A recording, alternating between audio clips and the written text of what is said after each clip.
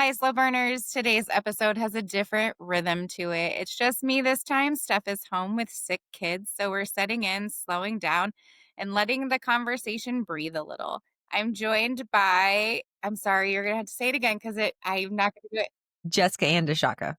Okay, there we go. The author behind The Dark Throne and Witches of Triara? Triara?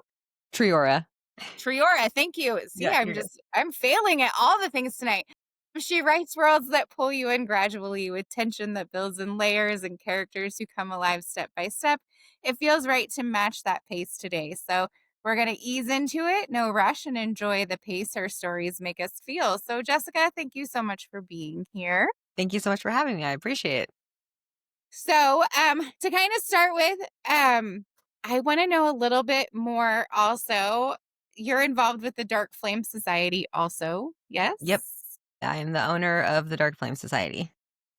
Yes. So I would like to touch on that this evening too. Steph and I have just started working a little bit with the Casey Book Beat. So, and they mentioned that Dark Flame Society is another one to like be involved with. So we're definitely all about getting names out there and indie voices heard. So Yeah, definitely and absolutely. absolutely.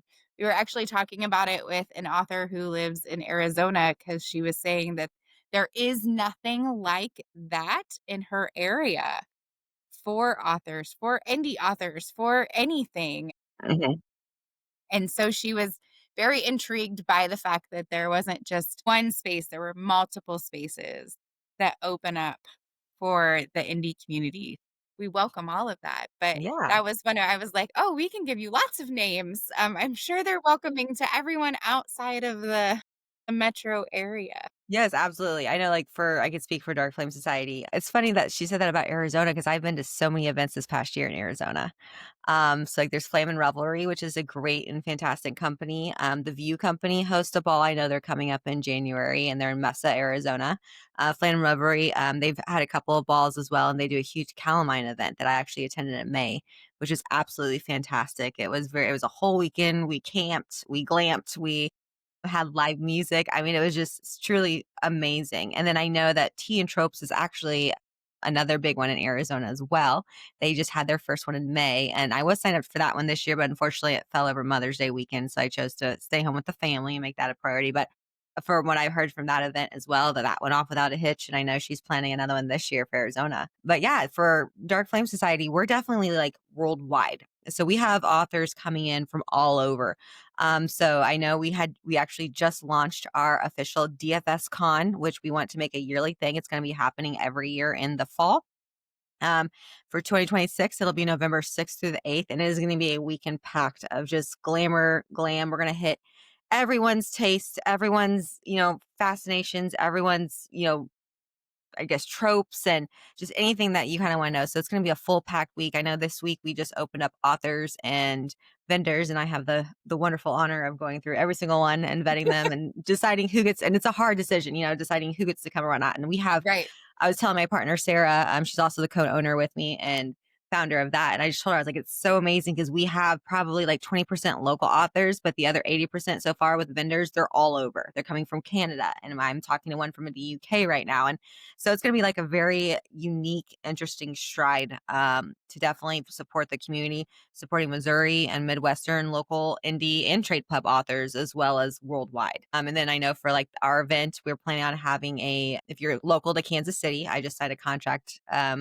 Kind of get the insider view. We haven't announced it yet, but I just signed the contract with the Kemper Museum. So we're having Loki Circle Friday night, and it's going to be a VIP event, cocktail hour, jazz music. It's going to be very, aristocratic, I guess you could say. If you've been to the Kemper Museum and whatnot, I'm an art major, so museums are definitely something true to my heart. And then, man, the con that we're having, I mean, we are just pulling up all of the stops. I wrangled in one of my best friends, Kara, who works for Comic-Con. She's worked for Comic-Con for years. So she's going to be helping set the panels up and all the activities, all the extras that we are going to roll out that Saturday and Sunday for the con. And then, of course, we are hosting the Song of Nine Realms Ball, which is going to be an elevated experience as well. We're kind of moving away from the ACOTAR thing because I know, like, if you're in this realm, that's all you see. I know for like 25 the year 24, 25, that's all we saw was ACOTAR balls. And while I absolutely love ACOTAR, I think that what we've heard, at least from our community, is that we love ACOTAR, we love the balls, we love the book community, but we want something different.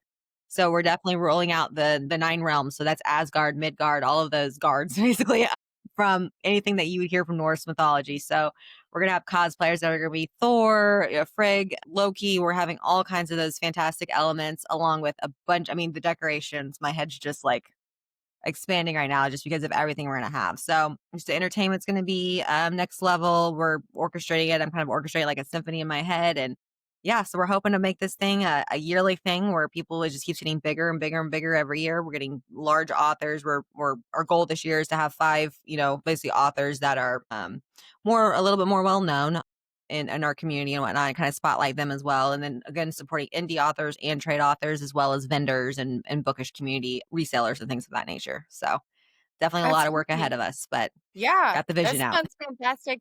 I love it. And I'm glad that you guys, again, not that I don't love the Night Court and Akatar and the end of it, like that's what got me into romantasy and everything else. And I do enjoy it as much as probably the next person does, if not, more sometimes. But I also like that you're taking it something else because it's almost getting boring to a point. Same Yes. with Fourth Wing, same with, I think here coming up is an Empyrean ball.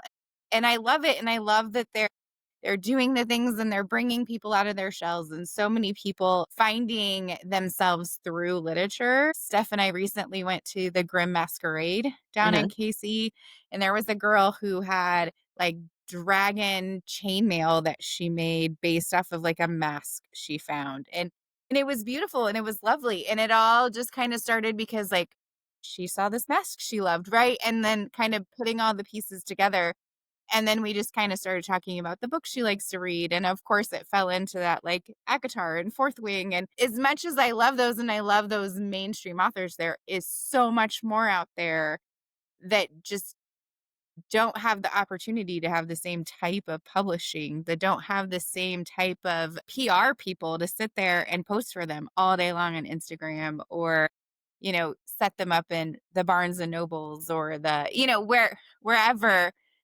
is super high trafficked outside of their current geographic location, right? And again, don't get me wrong, I love some Kingfisher. Like I can't wait for the next, installment here and I don't there's a countdown somewhere. I think it's like 12 days. It's not far. But at the same time, like hearing that we're expanding outside of that to those other worlds that have been built is fantastic to hear about, and bringing those other worlds into a reality is so great to hear.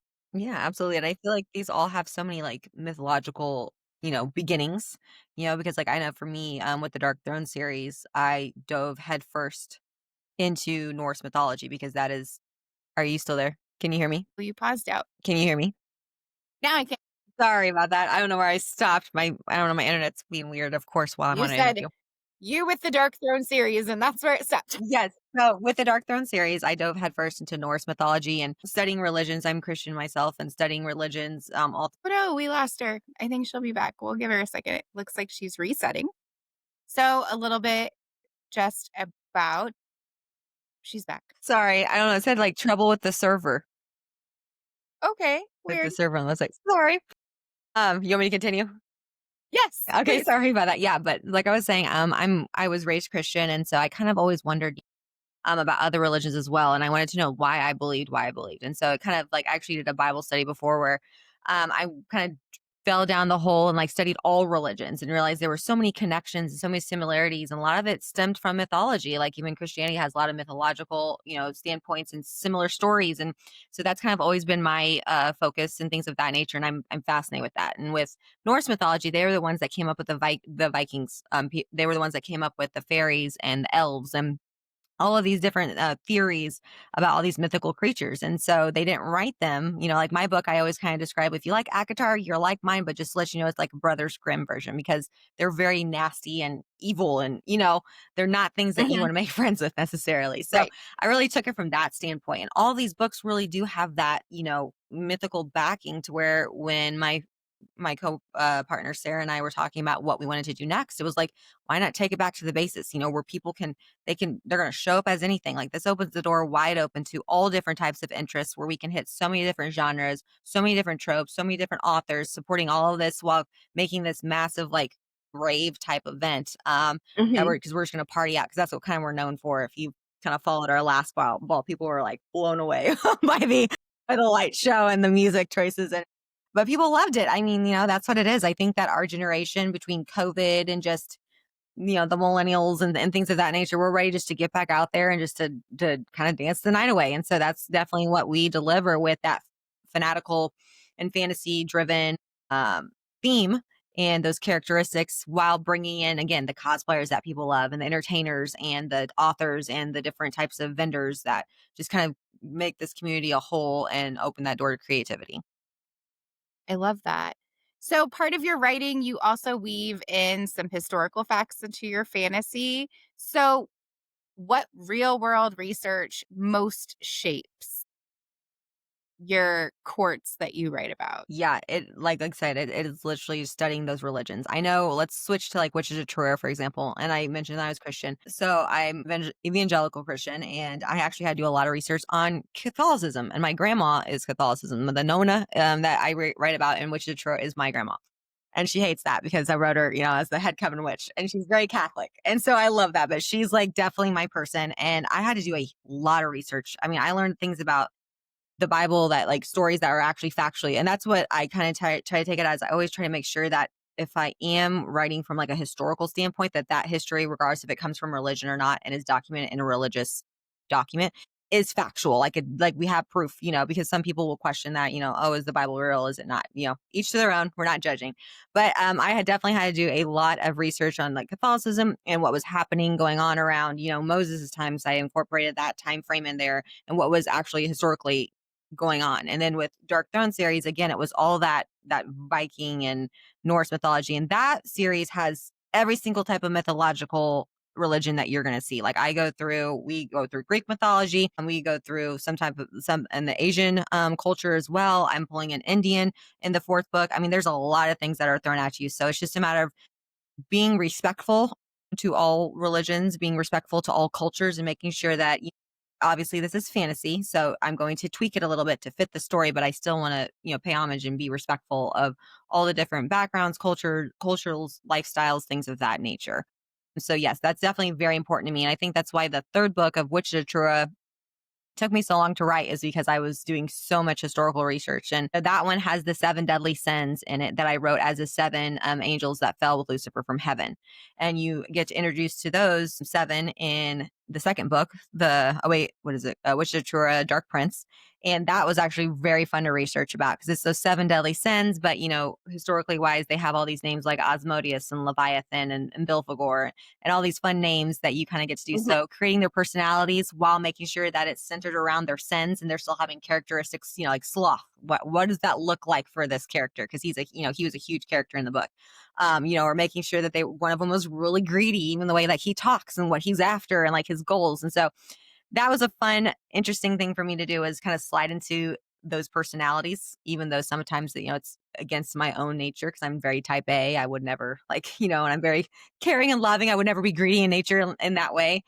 So yeah, that was a challenge for me, but that was super fun as well. Just learning more about historically, what different documentations have said and how different cultures and times have changed, different parts of history.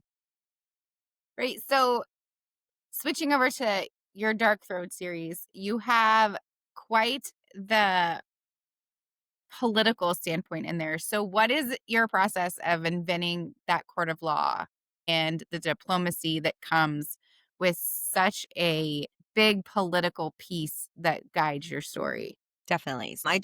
So every book of mine, and this is kind of like a raw moment for me, but every book of mine, I have the main theme with, because I know with the Dark Throne series, we have multiple point of views and characters talking in that one. And you're going to meet more even in book 4 and book 5. But with that one, it's a reflection, honestly, of me and something that I've gone through in my life. And so, like the first one, Genevieve struggles with sexual abuse. And so that was something, close to my heart. And the second one, there's more and more that just kind of go on. And so every single type of situation there is very politically accurate to what I would say, I guess, historically, again, mythologically wise, the Dark Throne, they are dark, and that was a challenge for me, especially getting in Erangel's head. If you've read the book, in book 2, you get to get into our morally gray character Erangel's head. And, he was raised to be, polygamy. Like that was the thing. Like, they're alive all the time for hundreds of years, possibly thousands of years. Why are you going to have one partner? And for me, I'm very monogamous. And so it was, Right. to write him and knowing that, he's falling in love with the FMC, and like he does love her, but love is okay, but that doesn't mean that he's going to keep not sleeping with other people. And so that pissed off a lot of fans. They were like, I'm done by book 2. They're like, oh no, he just slept with her cousin again. I'm done. Like, we're done. And people, like, I mean, I was getting so many hate messages. I was like, I want her to end up with somebody else. Like, and people were giving me like lists of people that they'd rather see her with. But it was just, and I think though, honestly, with him deciding that, like, that he loved her enough, even though he didn't understand monogamy, to give her that lifestyle and to love her enough to be completely, true to her, that actually added a layer of their love story. And that's a kind of, again, with the politics, going back to that, because that's kind of a broader stroke. That was the challenge for me, was that getting into another, I guess, race's head, right? Because it is very, you have the slaves, which are the humans because they're lesser power, and you have, the different types of races, and they all play a role, right? But some of them, like the fairies that you get to kind of step into in the third book, you get to step into their world. And from the beginning, we thought they were vicious and crazy creatures because they're carnivorous, and they're carnivorous, and they eat humans. That's like their main food source. But, you get to kind of look behind the curtain, the evil curtain, and see that there is good, to them as well. And so that's kind of what I wanted to show, because I think this world, especially right now, is so full of hate and so full of contention, to where, again, I was thinking about this today, actually, myself, a couple hours ago. Is like, what's our role here, right? I feel like we're just feeding a wheel that is continuously out to destroy us. And so I wanted to kind of show within each realm and each, court, that even though, like, it may be perceived, you might not agree with all of them, they're still good. They're all still good parts, whether that be, the people, whether that be their mission, whether that be their magic system, whatever that is. And so just kind of building upon that, ranking them in that way. And, overall, the Dark Court, I would say, is the most powerful in the Dark Throne series, but they are also the smallest of the courts, and there's a reason for that, because of that checks and balances that obviously needs to happen. So yeah, so it was again a lot of research going on. I actually based some of it too off of my D&D campaigns I've had in the past. Completely nerded out, I mean, I've added a lot of just like my love of fantasy and what's going on, and again, just realizing that even in the darkness, like the quote in the first book, what I dedicated the book to, the opening page says, you find your greatest power in the darkest of nights. And so that was kind of my premise for the entire series, because this is a very dark series. The ending, I just discovered what the ending's finally going to be. I have book 5, believe it or not. I was battling with this, and I hate myself for it, but it's going to happen. I'm going to piss off so many people. I mean, it's bad. Like, I want to cry. Like, every time I think about it, I want to cry. And my best friend's like, why don't you just change it? You're the right. I'm like, no, it has to end this way. Like, I'm one of those authors where I'm out to wreck you. Like, that's me. Like, you know, And sometimes you just know. you You know, just here's know. here's my thing. Happy endings, I mean, they're a dime a dozen. Like, that's a fairy tale. I'm not writing fairy tales. That's not what I write. I write dark fantasy. And I feel personally, and I think we've talked about it in other episodes before also, I don't feel that it loses the premise of a love story just because they didn't end up happily ever after. Right. It can be a love story with yourself. It can be the love story with your recovery. There's so many different definitions of what a love story can encompass, that I think that we all just hold on for that HEA so hard that if it doesn't happen, we're just so disappointed that we just think, oh, this is trash. But we miss like the love story that the whole rest of the book was. Mm-hmm. And I think it's okay sometimes that there isn't this pretty bow tied up at the end and it didn't end the way we liked it to. And I think my only thing is, and the only time like a book is dead to me is if you kill the dog. As long as the No. dog still Okay, lives, that like, is you're so good. funny, because like literally John Wick. Have you watched that movie? No, but I've heard of it. I don't watch a lot of TV, Nope. but like First 10 minutes, something happened with an animal, and I was like, I'm done. I'm okay if like the human dies, you kill an animal, I'm done. Yeah, no, I'm with you there. I don't know why we're I weird, but remember it's when I whatever. was um when I was an adult just getting back into reading, my ex-husband bought me a bunch of Nicholas Sparks books because it was one of those I said I liked one, so then he tried and bought me, like, like a box set or whatever, and in one of the books, I think it's The Guardian, sorry if no one's read it, cover your ears, like, put your fingers in, like, they kill the dog or shoot the dog, and I'm like, "That's like, what is wrong with Yeah. you? You could have killed the main character, you could have killed anybody but the dog." Like, Yeah.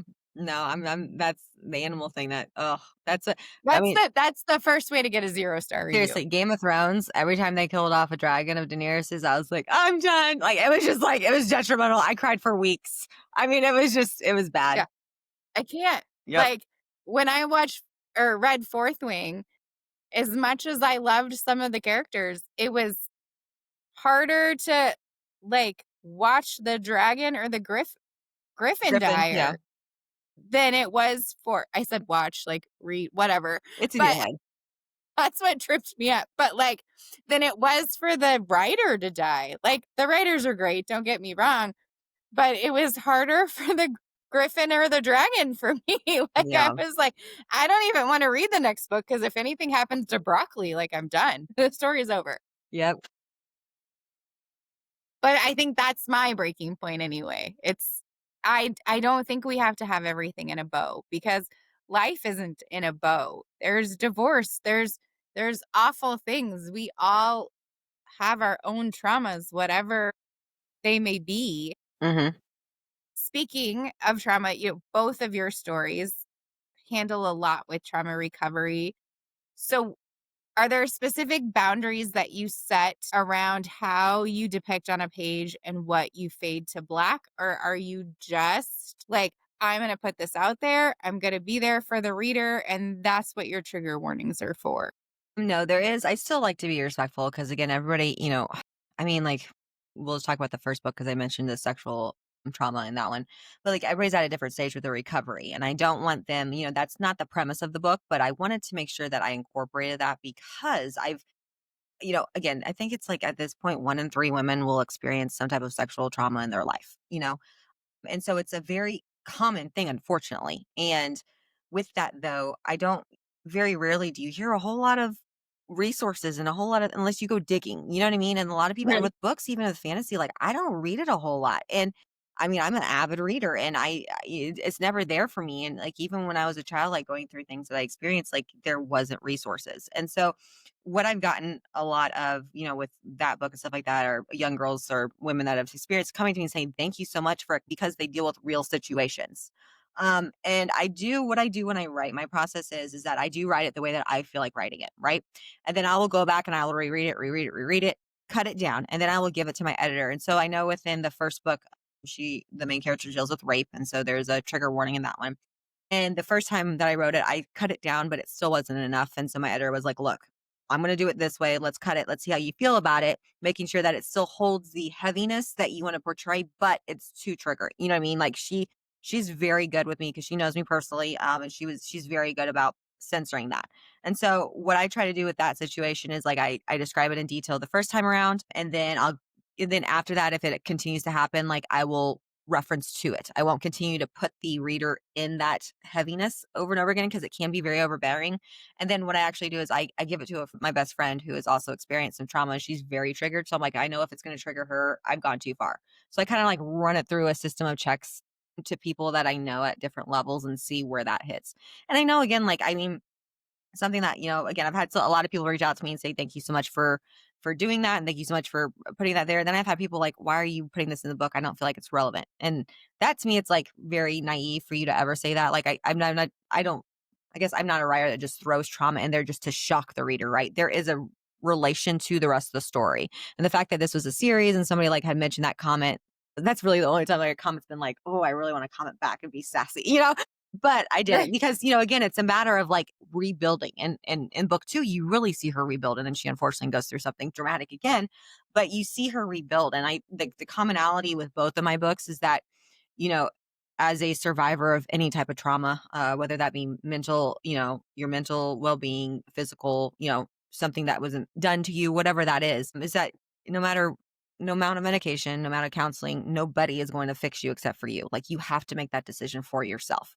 And those are resources, right? Like there's great to have people there to rely on, um, professionals that can help you and coach you through it and give you tools. And then, if you need to go through that medicine route, that's all there. But I think like a lot of people, and especially in our generation, they just get dependent on that. And I'm an advocate for not getting dependent on those things, right? I'm an advocate for kind of taking that and weaponizing that and making that a part of your personality now. And like, yeah, it happened to me, but you know what? What are you going to do with it, right? Where can we go from here? How can I turn a unfortunate situation into a positive one? Whether that be helping people, whether that be being an advocate and standing up when people don't have a voice, whether it be writing about it and giving people like, a platform to be like, oh, I feel seen. Whatever that is, there's so many different ways that we can take an unfortunate event and turn it into something that is beautiful.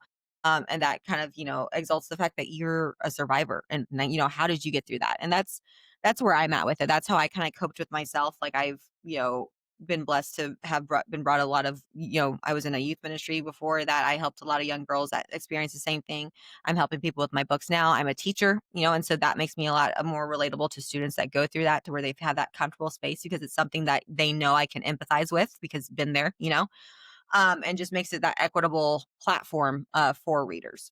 And so that's kind of where I'm at with it. I mean, and with the other one, like with the Witches of Triara, she deals with a lot with religious trauma and mental health. And that was another one where, I mean, I was very surprised as far as how many readers reached out to me and was like, wow, you explained depression exactly, or, a suicidal experience. You explained that exactly how I was feeling. That's crazy. Like, I know you've been there, done that, because wow, that resonated. And so that's me, again, if even if my books only touch, or affect one person in a positive way, it was worth it. It was worth all the hard work. It was worth the money spent, because that's my mission. It's not to get out here and be famous or things like that. It's to make those connections with the readers and to share my experiences and, hopefully help somebody else in a similar situation know that there is light at the end of the tunnel, and you and yourself alone can be your own savior and get yourself there. And that's great that you say that, because going back to what you had said earlier about, the sexual trauma, and also a survivor, I guess is the word. I don't know what the right word is. I don't feel like a victim, but I don't feel like a survivor either. It's a weird place to be, right? But as someone who has experienced that as well, so many times reading books, I don't want to say that it's filler, right? But at the same time, it's used as a tool. It's used as a, like, oh, this just happens. This is what they do. Guys just rape and pillage. Guys just take advantage of. Guys just take what they want. Guys just sell you to whoever. And it just seems like they write it as it's the norm, rather than something that should be looked at as like a disrespect. Like, my body is as important as his body. And so, like, it's great to hear that you're giving it a light without necessarily, like, tearing it apart and going, "Okay, this is everything that happened, and this is how you feel afterward, and this is how long it takes you to build it back together," because that's gonna be different for every single person, right? But you're also not saying that it's okay that it happened, right? And again, I'm not saying that the people who wrote that in any way, shape, or form are intending to say, like, oh, it's okay that this is occurring. But they're using it as some kind of just, I don't, I can't even think of like the right terminology for it, because it's not a character trait. It's not a filler, but it just is. Like And almost just like a so, wow factor sometimes too, right? Like they're trying to get that shock moment from their audience sometimes. yeah. Like, and And that's I mean, how, yeah, I was go gonna say, ahead. like, that's how I felt about, like, the Outlander series. Like, personally, like, I do love that story up until probably book 5, then they kinda lost me because it was very repetitive at that point, but it was, like, rape over rape over rape over rape over rape, and it was, like, at this point, I was like, "My god, like, does she have a beacon on her? What is going on?" I'm like, "This poor," but, like, my thing is with it too is that, like, I have read other books that have sprinkled it in there. I guess we can just call it as a filler, no disrespect, to those Right. authors, but I Right. don't know what else to call it either, right? But it's more like I do like think authors use certain situations as a shock factor, to kind of get that like, oh my God response. But I think you can also, in my experience, going through that, you can also tell which authors have experienced it and which haven't, right? Because it does give some validity where how things are expressed, where the character goes in their head. And then in my books, like I definitely wanted to show the recovery process, right? Because my book's Mhm. all about self-reflection, self-efficacy and healing. Like that's really what that, and along the way, she falls in love. She gains a kingdom, she gains best friends, all these things happen to her, but it started from basically ground zero, and how that worked. And I think too, that's another big thing too, where I sometimes feel disrespected in books where it's like it happens and they're just able to kind of brush over it. Right. Right. On to the next, on to the next challenge. Yeah, and that for me as a reader sometimes rubs me the wrong way, and I can lose interest depending on how the author takes that and kind of messes around with that. But with my book, I know like the second book, she goes through it the entire time, probably until third of the way through the book, and then bam, something else poor thing happens to her. My FMC, my readers always say that she has the worst luck. Like it's, I mean, she's like, wow, they're like, Okay. wow, you really hate her. So I just want to tell my readers to hold on because it ain't over yet. Yeah. No, I think also going back to where you say you can tell like they haven't lived it or they haven't, because I also find I am like a dark romance girly. I like consensual non-consent. I like all those pieces, whether that's a piece of my trauma recovery where I can control it, like whatever that is, right? But there are so many times when I read it that the consensual non-consent isn't really all that consensual at first. But they're trying to write it as if like it it is, but it is, like I don't know. It's a very interesting, like you make a really good point that you can tell the people who have done their research or have lived those experiences and those who are using it as either that wow factor or a filler or this is supposed to be the dark romance where he is all big bad and alpha and I'm going to make you do this and it's supposed to be sexy and whatever, but it's only sexy if she says out loud that she wants it, right? Like it's not sexy if he doesn't know she wants it. Yeah. Like Well, and that's it's like, I a mean, that's I think too. That's another thing I think are because the dark romance scene is blown up in the past, I would say 3 years, honestly. It's very new still. I mean, it's always been there, you know what I mean? But in the, I guess, acceptability of the community, right? It's 50 blowing up. Shades really just Yeah. opened up people's Right. eyes. I mean, and that's like PG now compared to some of the stuff that's out there. That ain't even like, I mean, that's two chili pepper stars, right?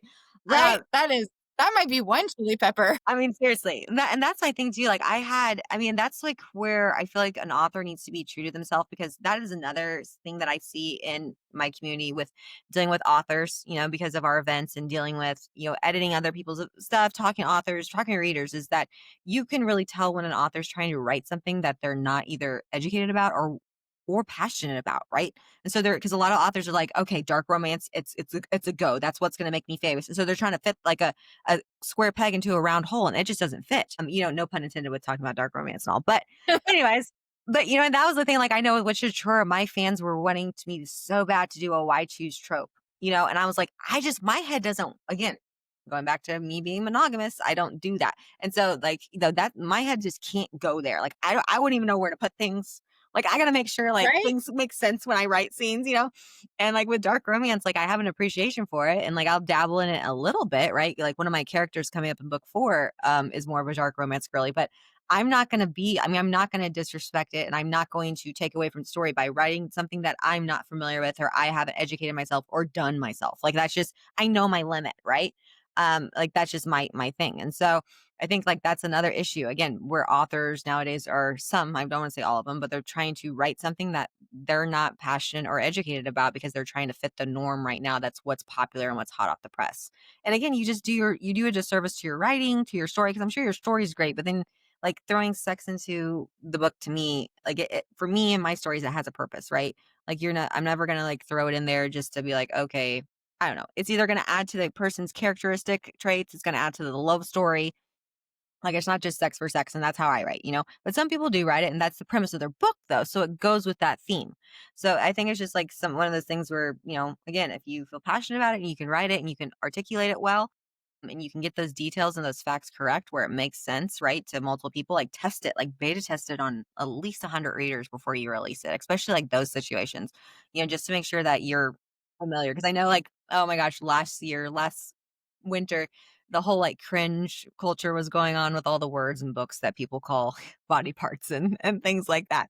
Yeah, and I know what was mine. I said something where I was like, I just can't. Oh, I got to go back and look at one of my posts, and I was like, something about like folds or what was it? Yes, that's Not a Yeah, great I mean, it's one. just like there are words to me where I'm automatically like, ick. And like I'm a very hygienic person, so I'm gonna use like clean words. I don't want to hear certain verbiage.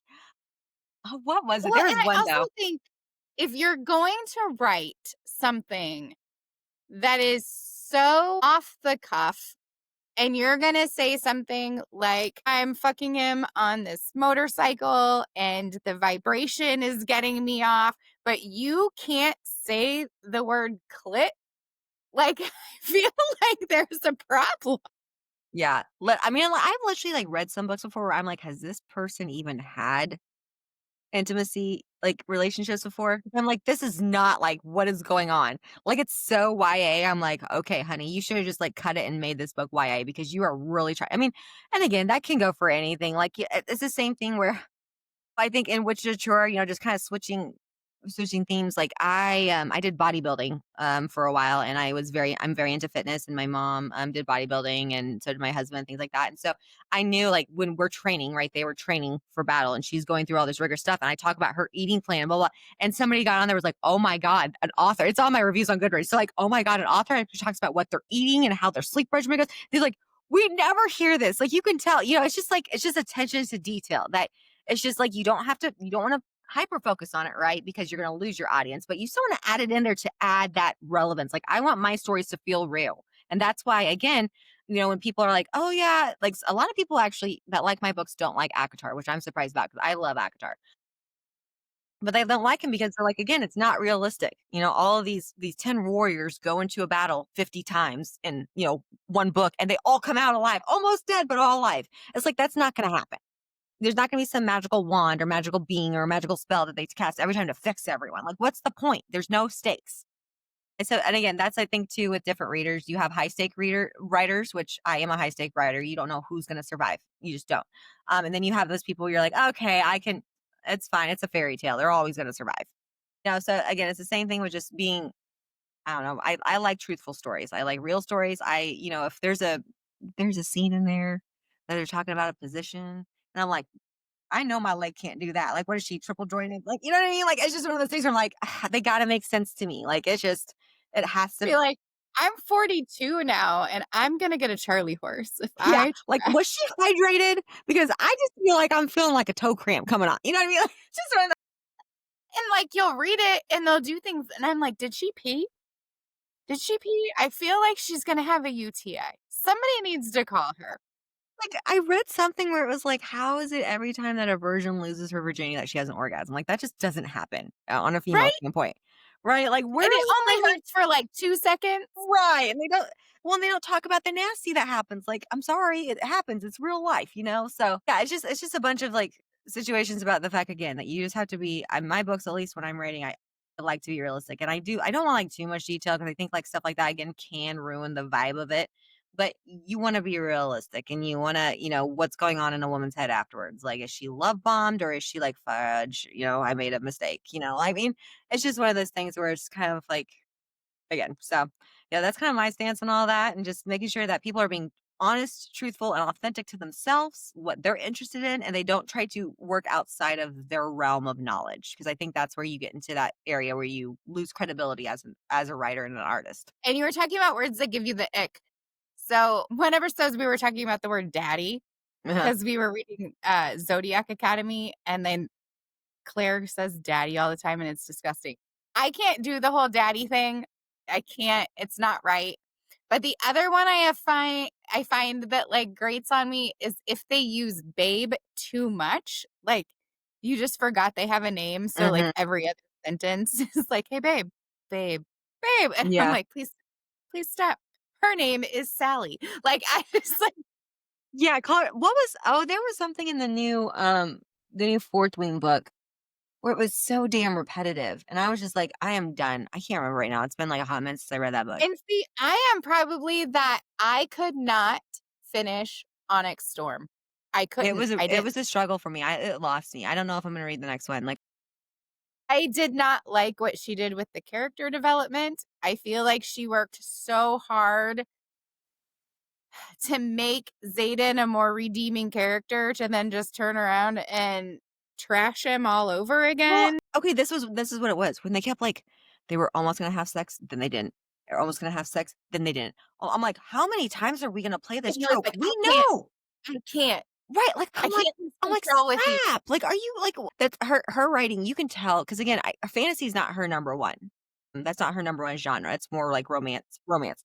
And, like, you kinda tell where, like, they were like, "You need to write this book," and, like, her premise and her story, like, I'm not gonna discredit her, she's obviously amazing, but, yeah, it's just one of those things where, again, it's that forced situation where you're running out of tropes or you're running out of ways to make it contentious, like, you need to know like, you know that there needs to be a scene between the FMC and the MMC, right? Well, what do you do with it? And she just kept going back to that, "Ooh, never mind. Ooh, never mind. We're not gonna," it was like, "Okay, I'm done." Like, I just can't, like, we're done. I just didn't like what she did with the characters, and then I saw an interview where she told people that when she started book 1, she already knew how book 3 was gonna end, and then I kind of under my brain kind of decided that the reason I didn't like it was because I felt like book 3 felt forced, and I think it felt forced because she was trying to make it to this ending. Well, it felt like a lot of fillers, they're talking about fillers to me. Like, we got so much damn new information that I didn't even know existed, and new characters, and new worlds, and new towns, and new systems, like, I was like, "What Well, the and it hell?" doesn't match to the lore that she started I with just in book 1. Oh, there went my light. Ah, that's okay. Ah, it didn't match to, like, what happened in book 1, and I am, like, a details person. I Mhm. am, like, an annoying detail person. Someone had me do an arc read recently, and I was like, "So, let me just tell you, cute story. However, in chapter 3, you had them having sex on a desk, and she was getting dressed when he got a phone call. Then she got home and was reminiscing, and she was in a bed covered in a sheet when he got the phone call. Yeah. So I need you to please go back and, like, No, one or the other." I get that. Well, and Like, I'm like a so in my not so much Dark Throne series, but Witch Triara series, I'm an Easter egg person too. Where literally from book 1, because book like with that series, it's a trilogy. In book 2, I wrote the first chapter and I introduced a character and it completely changed the entire arc of the story. I'm not gonna lie. But book 1 was already published and I was halfway through writing. I was in the middle of publishing and I was halfway in the middle of writing book 2 and I was like, fudge, I need to go back and like change everything. And so but no, I put so many Easter eggs to where like I'm like I like being this reader where I can go back and like I can read the whole series. I go back to one and be like, "Oh my god, that was foreshadowing for book 4." Like I love that.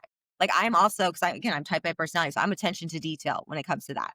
And so that is also like like I do that with movies right now cuz my husband's a producer and director and so he like catches it too where it's like, "Oh, you can mhm. tell they changed scenes and now she had a ring on, now it's gone." Like where the hell to go? I do that when I watch TV Yeah. too. I'm like, and I read another book once and it will haunt me forever that, like, she comments on the fact that he wasn't wearing a tie and how unlike him to not wear a tie. He's always in a tie, blah blah blah blah blah. And then, like, literally 3 paragraphs later when they're getting ready to hook up, like, he's taking off his tie and I was like, but he wasn't wearing a tie. Yeah. And, like, and I'm just that detail person. My mom and I will read the same series, and it started when we first read together the Black Dagger Brotherhood series, which is very interesting that my mom's the one who told me to read that vampire smut. I need everybody to know that my mother told me to read it.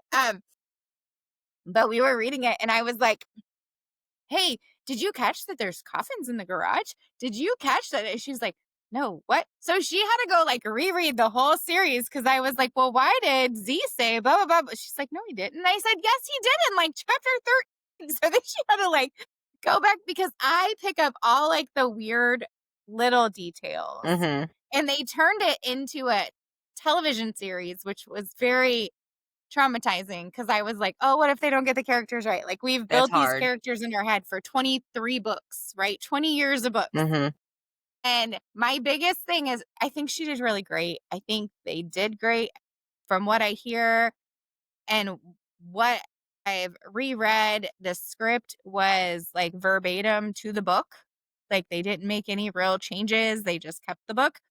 But my biggest thing is my favorite character was V, and they always talk in the book, like, how his hat's, like, below his eye, like, covering his eyes to cover his tattoos on his face, and in the show, his hat's, like, way up here so you can see his eyes, and I'm like, "No, it's wrong. Pull it down." Definitely. Yeah, attention to detail. I mean, that's hard. That's the too hard as a writer, like especially when you I already have a book written. And like there was like something that we were talking about that I wanted to go back to with like character development in the Fourth Wing book.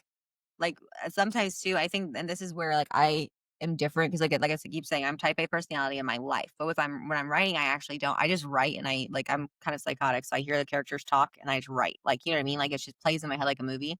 But that was, like, something that I learned about from writings in the Dark Throne series. I wrote book 1, and the love interest was Galen, right? But I already knew who she was gonna end up with. And so I feel like I cut myself short with Galen and her relationship where I could have added more. Whereas in the Witches of Triora book, like, I forced myself to only focus on the characters that were involved at that moment. And so I feel like the love relationships and the emotions and the drama was super real and super relatable and way more like believable. And that's where, and honestly, it worked because I literally had to like hone in. I had to focus. I was like, we're not going to think about that character right now. Stop, stop, stop. I didn't like dream about it. I didn't think about it. And it did. And like so many of my fans were torn. Like they were like, I don't know which, and that one. Whereas Dark Throne series are like, no, we know who she's going to end up with. Like that guy's whatever. Where this one, they were like, I don't know. I love them both. I mean, it was like genuine. And I think like too, like that's where maybe she could have really focused on that first book, building those characters and not so much thinking ahead as to how is she going to plug and play everything to get to 3, right? You need to know like where you're going at least with the story, but character development, that's entirely, in my opinion, where I've experienced it, that's an entirely different beast because if you get too far in your head, you're losing main characters, you're losing character development, you're losing that emotional connection. You might be losing like a category of people that you can gather with that character because you're not giving them the necessary attention to detail. And so Mhm. that's again, that's like something that I've just learned as a writer. Because you learn something new every time you publish a book and go through the editing process where I need to like hyper focus because if I especially with like the love connections, like if let myself go somewhere else really fast, then I'm gonna shorthand the rest of the story for the first few books ahead of time. So Yeah. And I mean, again, I hope they're end game. Like I want to read the last book, whatever it comes out to be, right? But I don't know conspiracy, if I'll everybody's read the dead. It's written like everybody's dead. they're all going to be These are the venom. of. And it might be like they might all just become venom and the world ends and Taryn's the only one left. I don't know. It's all very interesting.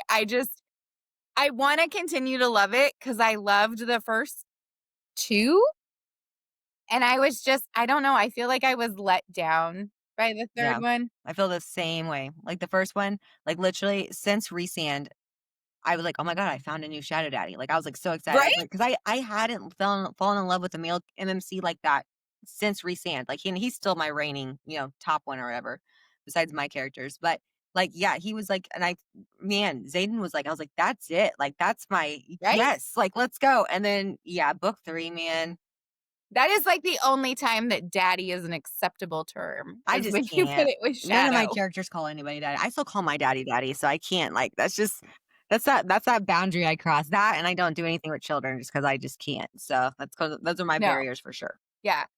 No, like, I like Darius from Zodiac Academy, but he also is a little shadowy. I enjoy him. Mhm.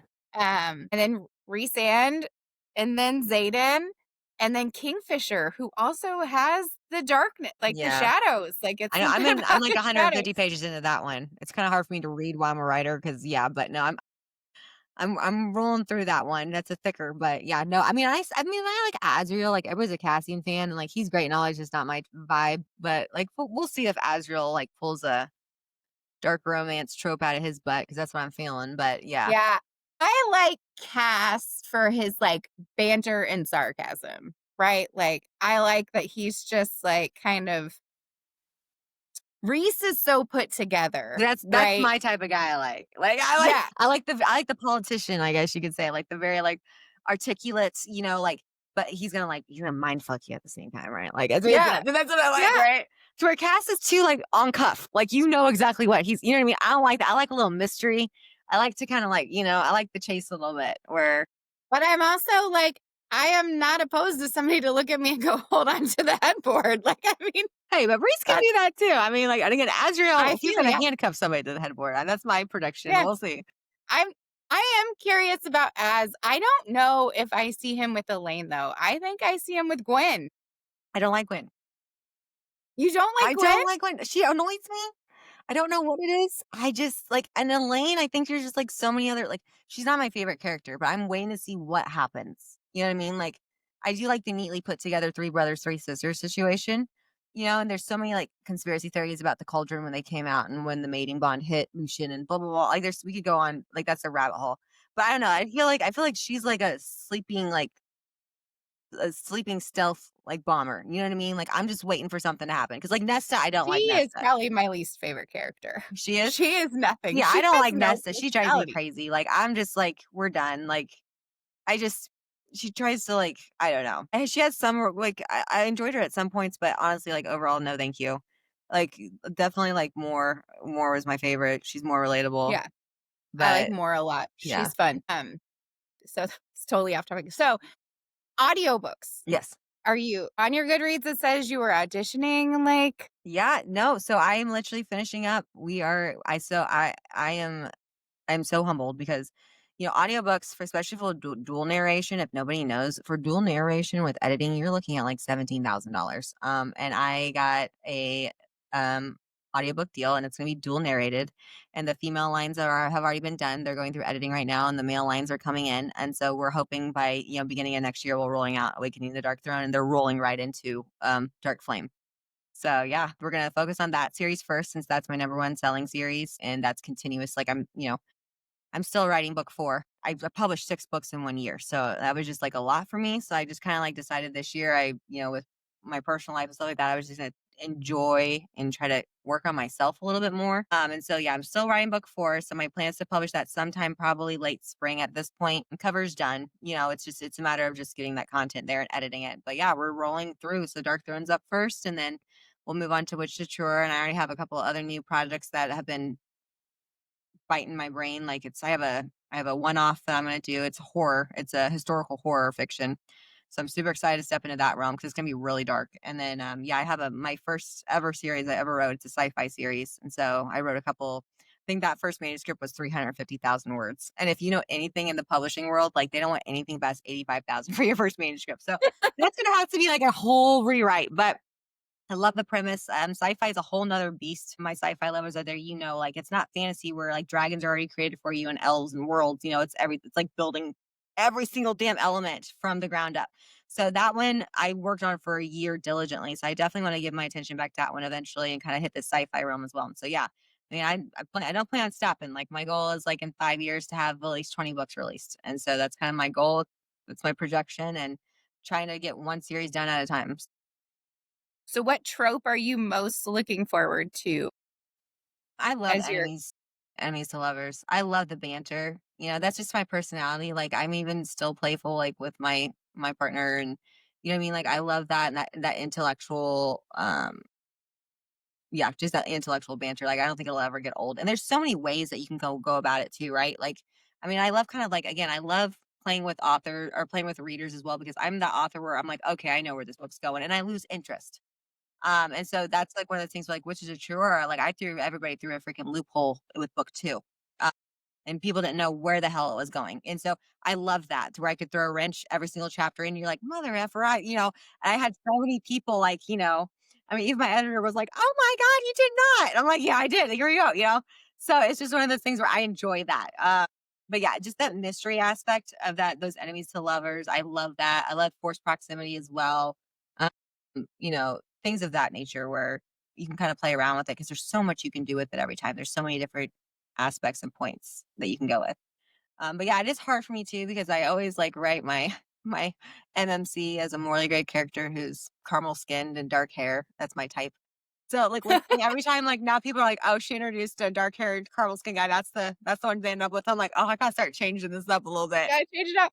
It's gonna be Yeah, hard for me though, because if I'm not I attracted like the to it, bad boy with all the tattoos. yes. So like I'm always like, there he is. But yeah, like, if There you're he not is. attracted to it though, how are you supposed to write about it and make it seem real? So I don't know. I know.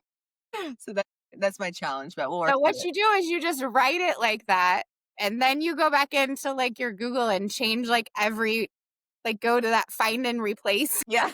change like dark hair to blonde hair. Oh, I just can't. I can't with the Tamlins of the world. I just can't. See, but like, and that's No. the funny thing though, too, though, because we're talking about all this, and my first love in literature was Anne Rice. And her main character is Lestat, and he's blonde. He's French, so he's blonde and pale, and he's a vampire, so he's really pale. And so it's just interesting to me how, I don't know, I guess I've changed over the years because he was like my end all be all. Like I mean, I read those books at like 11 years old. I had no business reading those books. If are familiar with Anne Rice, like, I mean, it was like one of those things where both my parents were obsessed with it and they were separated at the time. So I had access to the books at both places. So I would just sneak them off my mom's bookshelf and read them at night. And yeah, that's like, I would not let if I had an 11-year-old, I would not let them read those books. But anyways, they're very dark. Super Pike girl. I don't know if that was any better. Yeah. I mean, seriously, like the stuff that, like, and again, like I love, like, speaking of like events, Anne Rice, they just had her ball, the Anne Rice ball last weekend. And so that's definitely on my bucket list because I freaked out last year. They ended up following me on Instagram and I had like a fangirl moment. I was like, oh my God, Anne Rice's company. Because she's gone, but her son runs it. I was like, oh my God, I gotta go. I gotta connect with them. Like, I'm freaking out, because they were the first ones that started these fantasy balls in 1989. Like, they rolled out the first ball. There wasn't anything like this before. You know what I mean? They weren't a thing. And then all of a sudden, all of the event bookish community blew up in 2023 with them, and it's been on since then. But yeah, that's definitely my, like, beginning of my obsession. That and Star Wars. I always tell people, and people laugh at me because I I know I'm do like a love Star Star Wars Wars. fan. Yeah. You love I Star do Wars? love Star Yeah, and Wars. I Yeah. want more dark side. I want, like, tired of the Yeah. Jedi. Like, give me the Sith. Like, but You're not wrong. You're not wrong. No, we went to New Orleans and we went by Anne Rice's house, but it was closed for tours that I know day. in the And Garden I was District. really sad that day. Yeah, I went last September and I got to go to like the bookstore that she always had her signings at. And I have like a picture of me in the front of like her homage case that they put together with all of her first editions. And I don't know, it was just really cool just to see the city. And I mean, and it is like, I know like a lot of people, either you love New Orleans or you hate New Orleans. I think it really like my grandma went there this recently. She's like, oh my God, Jessica, it was so dirty. Like, I don't know how it just smelled and like, blah, blah. And I'm like, yeah, but you're not like, I'm a creative person. I was in music. I was in dance. I was in, I have an art degree. I'm a writer. Like that whole entire city. And I'm obsessed with lore. So that whole entire city was like a freak. It fed into me for that creative part. I could move there easily, like 120% move there. But like to watch like past like the houses that she wrote about, like even like the originals, the Vampire Diaries series, like the originals, like walking down the streets and be like, oh, this is the street they were referring to, even though like in film it looks like 4 times wider than what those little Right. streets are, Right. But yeah, it was just, I mean, it was just so cool. And like, Buffy the Vampire Slayer, like that was like one of the first shows I remember watching. Did you hear she's coming back? I saw I don't know that. how I Yeah, feel. they pulled her out of retirement. Good old Sarah. I don't know how I feel about it, but we'll see. Yeah, we'll We'll see if they see. do it justice. But yeah, I mean, it's just like stuff like that, like Angel and again, Star Wars was another one. I loved all of those. I remember. Charmed Mhm. and Yes, the original for sure. Supernatural Hmm. and yeah, Yep, I I'm watched a them all. I watched them all. So yeah, I mean, that's just like that's always my thing. Like every time a fantasy show comes on, like Wednesday, Sabrina, Teenage Witch, like all those things. It's just one of this. I I don't know. liked Roswell. It was very short-lived, little Yes, CW Roswell. show. And then Firefly should have been a much Oh, longer lived yeah, show. I I know. will I will die on that train Yeah, that it should have the one never season been hit wonder. I mean, it canceled. has a huge cult following. Like, there's a lot of shows I feel like should have done so much better, and like that now they have cult. They just had such a great premise. But no, I mean, yeah, I just grew up with all that world. My dad was a huge fantasy fan, and I don't know, it helped me like through my trauma as well, like imagining myself in those worlds. And I don't know, I think fantasy is a little bit in all of us. You know what I mean? Like, there's so many aspects to fantasy. You can't look at something and not see it nowadays, whether it be in your literature or your movies or your TV shows or art, creations, whatever it is. It's just, I guess it's just our way of human beings is thinking like there has to be something more out there, right? Like there has to be something, more magical in the world than just our mundane human 9 to 5 job lives. So, I like to believe that there's more something, more anything, right? Like not necessarily that there's vampires and werewolves running around out there, but just that there's more something. yeah, That there's not just so much hate. Like somewhere something. 100%. At the end of every episode, I tend to come up with just some random ask question, and it really just stresses Steph out because she never has time because I don't give anybody time to think about it. And she really hates it, but she's not here, so now I can step out. This is Amish cheese. Yep. I know, so you can just But are you gonna be at Lit and Libations tomorrow? I'm not, unfortunately. Yeah, I've gotten to know Trish really well, and a couple other board members, and they're wonderful. So I know, like, we've been talking about, assisting each other and helping out, because that's like Dark Flames like mission. Like, our mission wasn't just to have amazing events; it was to like support people's platforms and dreams and creativity. And that includes other book communities. Like, I'm going to Michigan in February for Rain and Revelry's Celestial event. Like, I become friends with so many wonderful event hosts that I buy tickets to go to their events and support them. Like, that's what we're here for. But no, I unfortunately, I don't think I'll be there tomorrow night. I have a dinner reservation at 6. So what time does that one end? No, I know it starts at 4:30. Okay. I just know that Steph and I have a table there tomorrow, so I Do was you? just like, Yeah, I saw them getting their decorations ready, but no, not this time around. But the next time around, I told her, like, keep me updated. It was a matter of like just getting my books in on time. It was just too short a notice. But no, I've been to their events before. I went to their last year's November event. So yeah, so we'll be co-hosting and doing things in the future together and supporting one another while we support the community for sure. yeah, great. All right, so here's your question. If you were handed a dragon egg right now with 0 instruction, what's the very first thing you do? Cuddle it. I'm like, let's start that bonding now, baby. I don't know why. Like that. I'm like, I just want to, like, let's get some blankets. I'm gonna cuddle that thing. I'm gonna be its mama. Daenerys Right? I just 2.0 over here, right here. This is what she's gonna look like if she had dark hair. right? I just wanna hold him forever and ever and I just ever. want to cuddle it, keep it warm. I know. I just I always throw out something random, and Steph always gets so mad. She's like, "God, I hate this part." Well, like, I was literally like, at a minute, you said, like, think on your feet, like, right, like, and I'm like, okay, that is the first thing that came to my head. I was like, oh, let's cuddle it, like, Yeah. Yeah, they're not always, like, simple like that. I think one time it was like, "What was your superpower?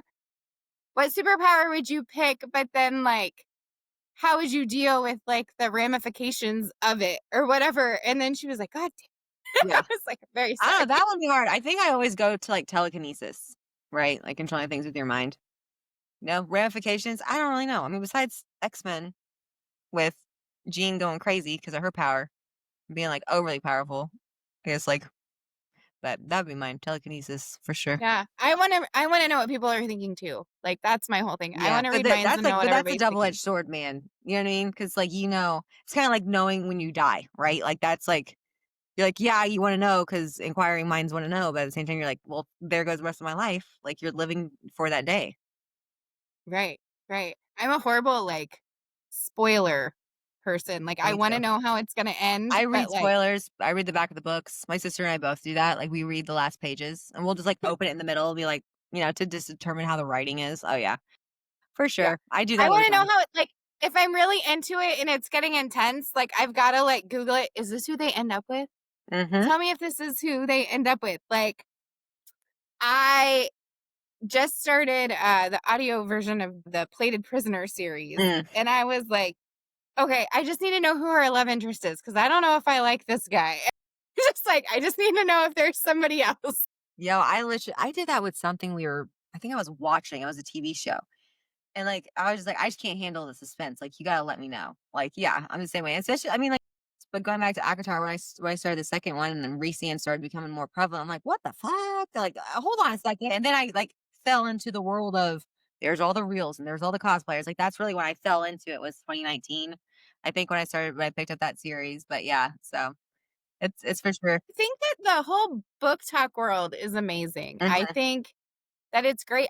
I think it's wonderful how many men have joined it, even if it is because they just think they're gonna get some ass out of it. That's still like they're reading and they're expanding and they're finding they actually like it. Yeah. Well, and that's the thing, like, again, it's more about that genuine, like, because I mean, I've had the privilege of working with a lot of cosplayers and people in this realm, you know what I mean? And, like, and just watching, like, that it's my job, right? Like, I keep tabs on people and maybe talent that we want to hire. And you can tell who are really genuine about it and who actually read the content and who are there for the community versus who's just there to, like, become insta famous, which Mhm. I don't like. I mean, like, personally, like, my people, like, I was just talking to a friend today about this. I was like, it doesn't matter how famous you get or how well known you get or how successful you get. Like, if you can't be a genuine person to people and be loving and respectful, like, what is your point? Like, I will not work with like that. There are reasons, like, I'm watching people's Instagram pages and TikToks, and if they're coming off too cocky or like, look at me, I don't hire them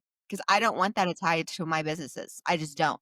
Like, I don't want somebody to be there and, like, you thinking that you're better than them and you making somebody else feel like crap because of that. Because you got your in the internet world, you're famous, but you walk on the street and nobody knows who you are, you know?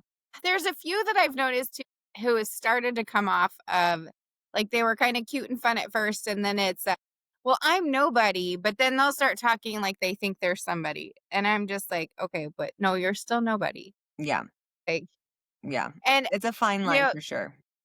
Steph and I like we do this because we love to talk about books. We love to talk about, we want to get other people to read more books. We want people to find their safe space in books, whatever it is they read, fiction, nonfiction, fantasy, just fiction, romance, sci fi, mysteries, whatever it is, right?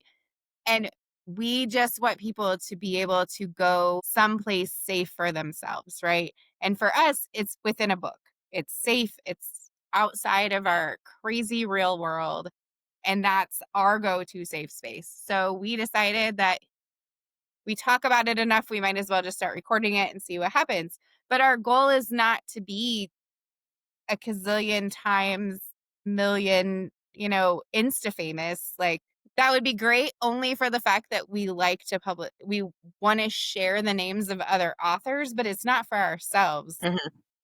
I wouldn't put my face on there at all if I could get away with it, right? Like it's not about me, it's not about Steph, it's not about that. It's about letting people know about your books and about Madison Chase's books and about anyone else we're talking to and about their books so that other people know that there's something out there that's not ACOTAR or Crescent City or Zodiac Academy or the Neon God series or like, which are all fabulous series, don't get me wrong. But there are so many other voices that can be heard within the community and just giving one more way for those voices to be heard, right? Like one more one more way to have that publicized out there that's not going to cost anybody anything, right? Except for us adding one more piece to Instagram, one more hashtag, one more, whatever.